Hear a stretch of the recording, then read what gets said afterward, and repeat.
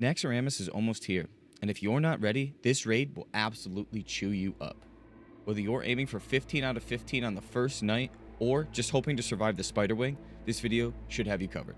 We're going to be talking attunement, some gearing tips, a consumable list, and how not to get deleted by cleave damage in the first 5 minutes into your raid night. I'll even throw some tech tips, gold prep, and where to watch some good runs if you learn by seeing and not raiding. Let's get into it, and make sure you're not the guy that wipes the raid on Thaddeus. First off, let's talk about the attunement. To complete Naxxramas attunement, you must be at least honored with Argent Dawn, and then once honored, you must speak to Archmage Angela de Santos. She's in Light's Hope Chapel in the Eastern Plaguelands. She offers the quest, the Dread Citadel Naxxramas. And then once you've completed that quest, you can enter Naxx. Now, before we just go entering Naxx, we have to talk about how expensive it may be. Now, if you're honored, there's actually a gold requirement as well as some items needed. If you're honored, you pay 60 gold as well as 5 arcane crystals, 2 nexus crystals, and a righteous orb. If you're revered, you pay 30 gold, 2 arcane crystals, and 1 nexus crystal. Now, if you've been doing strat or scholomance and you've been picking up the Scourge stones and you've got yourself to exalted, the attunement is actually free. You just complete the quest and hand in right there on the spot. So if you haven't touched your Argent Dawn rep in a while, now is a good time to start farming. Players can earn Argent Dawn reputation in Scholomance, Stratholme, or the upcoming Scourge event that will launch with the raid itself.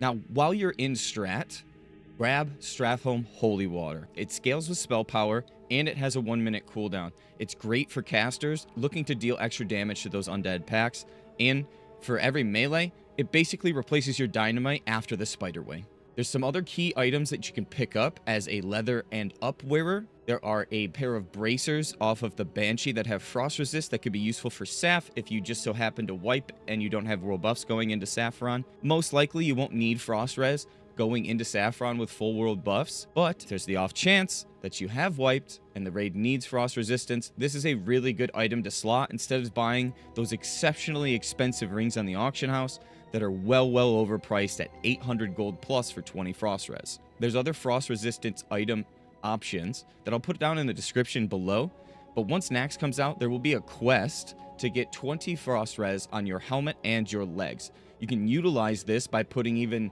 your old High Warlord sets or Grand Marshal set if you chose the wrong decision and went Alliance. There's a couple other things to pick up. The Whale of the Banshee, if you're a Horde, is basically a bag of marbles, and it's not a limited case. I mean, Alliance can use it too if they somehow use their bag of marbles while leveling up. Your Horde, obviously, you don't have access to that quest. So the Whale of the Banshee is actually a very useful item to use on Patchwork to help when lower geared and your tanks aren't as tanky. Hateful's hurt. People will die on Patchwork. It happens all the time. Preparing for the raid and having maybe a few people using Whale of Banshee could potentially be the difference between the wipe and the kill on week 1. Now, there's one other item that I'd like to talk about before leaving the Strat and the Scholomance talk, and that is going to be the Ramstein's Lightning Bolts. It's used on a load of trash. It's used on a bunch of A-bomb packs, and if you're double pulling sometimes, you utilize it as well. It's a relatively rare drop.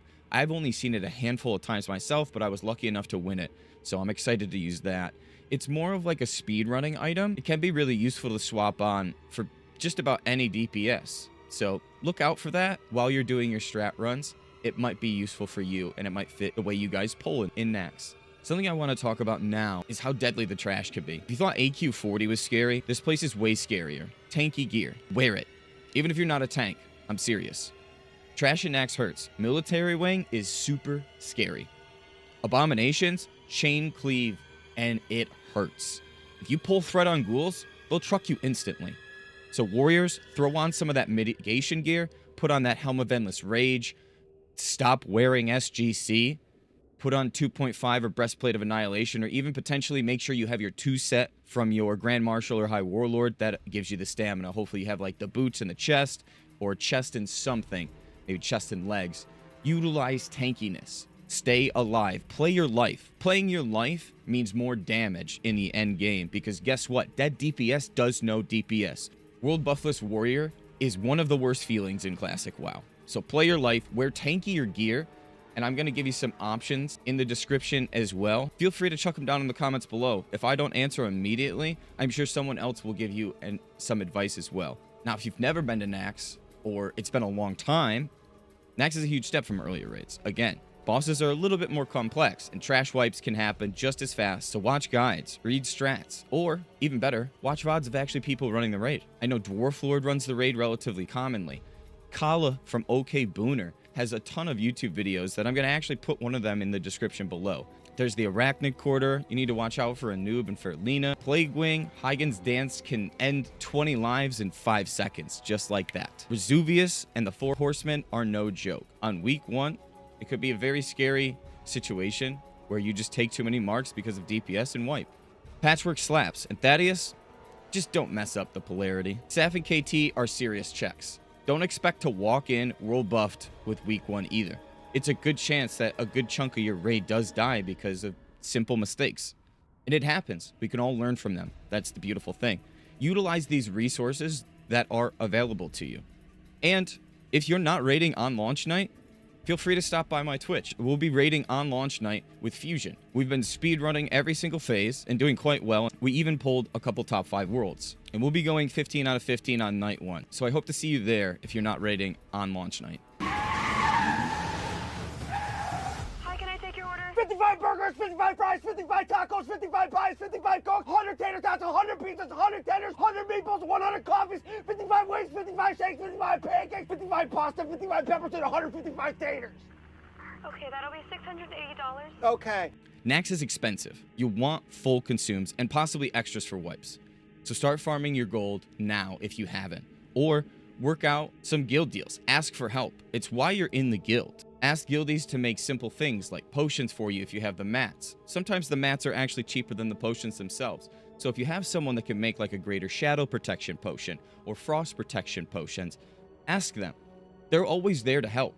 And if they're not there to help, then you shouldn't be in that guild. I don't know why you're in that guild. Again, don't count on being world buff for Saft and KT if you're a casual raiding guild, especially in week 1. Be ready to over prep. Talking about consumes real quick, a lot of guilds will have like a mandatory consumable list. For example, our week 1 Naxx consists of your basic standard role consumes. So if you're a melee or a caster, your consumes vary, but we'll go over melee consumes real quick. Let's say, for example, you've got both your Juju power, you've got your Juju might, and you should make sure you have Juju chill for Saf. Make sure you have extra mongoose, superior defense potions. If you're a tank, Gift of Arthas help. If you're a melee, make sure you use Flask of the Titans. This is where flasks actually matter. When people were complaining about flasks in Phase 2 and Phase 3 and everyone was kind of dogging them for using flasks in those contents to save their world buffs, now it's mandatory. Even some casters may start using Flask of the Titans as well. Dragon Breath Chili is useful. Your Elemental Sharpening Stones will be used. Not the whole raid, but they will be used in the Spider Wing. After that, you can go ahead and slap on the Consecrated Sharpening Stone that you get from the invasion themselves. And if you're like me, and you like doing a little bit more damage and nerding out, Oil of Immolation does help with big pack pulls, as well as using Greater Arcane and Greater Firepower. Greater Arcane and Greater Firepower have very, very, very minute increases of damage, so it is not necessary as a melee to use it when you use Dragon Breath Chili, but it does scale with Dynamite and Sappers as well. Take that how you want. If you're going to be pushing those hundreds or pushing that high end, you might want to do that. Don't forget loads of FAPs, and of course, play your life with all these things. They're expensive. On average, on week 1, you're probably looking anywhere from an hour and a half to 2 hours of a Naxx. So just 2 goosers isn't going to cut it. Make sure to bring extra. If you're going to bring, let's say, 5 of your 1-hour consumables, I would bring 10 of your 30-minute consumables, just in case. Over prepping isn't the end of the world, because at the end of the day, you'll either have it for next week when potentially the consumes could go up because the demand and the supply is going down because people are having to raid more, or you can sell them back for a higher price. You actually may make some of your gold back. And having a cleaner raid, that just means you have more for next week, or again, more to sell back. Some other things to talk about are greater frost protection potions, greater shadow protection potions, greater fire protection potions, greater nature protection potions, greater stone shield potions from melees, master target work dummies, tubers from Fellwood, the green gog that you can get from Dire Maul, when you do your tribute world buffing, you should be picking up HP Zanza and utilizing that first. And if you potentially die after that, pick up a speed Zanza and potentially even a Roids from the Blasted Lands. Frost resist rings or frost resist cloak. I'm, again, using the Chillhound bracers. You want to total roughly 55 unbuffed frost resistance. And again, probably anywhere from 15 to 20 Stratholme Holy Water. I know this is a long laundry list of consumables, but again, if you're worried about the cost of consumables, I have a few videos on the channel going over gold farms and gold grinds. The most recent video that I put out is actually doing really well. And all these gold farms I've been doing personally on stream, and I've been recently streaming to the YouTube of these gold grinds while just before we do like our 20-mans or our 40-man raids. So if you yourself want to see how I do some of these farms live, again, don't forget to check out the Twitch, and don't forget to put the notifications to all on the YouTube channel when you subscribe and like the video. Now, at the end of the day, it's still a game, and don't burn yourself out. Naxx is a lot of fun, but it can also be draining. If you've already done your prep, maybe it's time to chill a little bit. Myself, I'm going away for the weekend. I'm taking a nice little break because guess what? When that evasion vent hits, I'm going to be trying to farm loads of stones, so that way I'm prepped for the whole Naxx and potentially Era if we are allowed cloning. So that way I can do GDKPs with some of the greatest people that I've met now that have played Era throughout until Fresh was announced. Naxx is no joke, but it's super rewarding and it's a big nostalgia hit for a lot of us. I hope this video helps you out and you smash it out of the park on week 1. Let me know if there's anything else that you would have liked seen in this video. Hopefully this video helps you go 15 out of 15 on night 1. Again, this video wasn't meant to exactly hold your hand, but it's to help give you a guideline of what you should expect walking into Naxx and what you should potentially be doing to play your life and do well in Naxxramas. I hope it helped you, and if it didn't, let me know why it didn't and what I potentially missed. But that's all for this prep guide. Again, like I said, Naxx is no joke, but it's super rewarding. And this raid is one of my favorite raids going into Classic. So I'm excited myself to get in there and get smashing and potentially get some really cool weapons. If you're hyped for the Burning Crusade, let me know if you want me to start dropping some TBC prep content too. I've got some ideas in the works, as well as some farms actually that I'm working on already. And don't worry, we still have a few Classic videos to come out. We're going to have a Warriors Tips and Tricks video out soon that we get to talk with one of the absolute legends of Classic Era, and potentially a few more others as well. So don't forget to subscribe to make sure you get notified when that video comes live if you're really interested in that. Thanks again for watching. Like, subscribe, and I'll catch you in Naxx or on the stream. Again, I stream just about every night.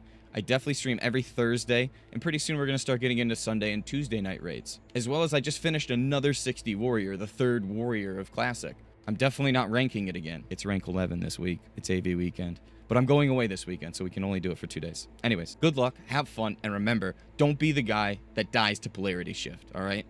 Just don't do it. I've never done it before. Scotty, don't you dare tell them about Naxx Week 1 in Wrath. Take care, gamers. And again, don't forget to subscribe, and then check the Discord as well. If you like any of the UI elements that you've seen in any of the videos, that's where they'll be, as well as some of the whenever I go live and when a new video goes live. And until next time, take care.